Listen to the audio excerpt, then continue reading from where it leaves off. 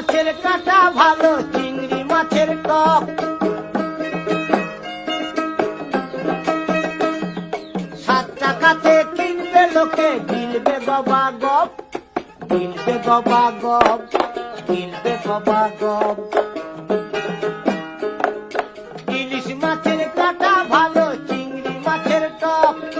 7 টাকাতে কিনবে লোকে, গিলবে গবা গপ, গিলবে গবা গপ, গিলবে গবা গপ।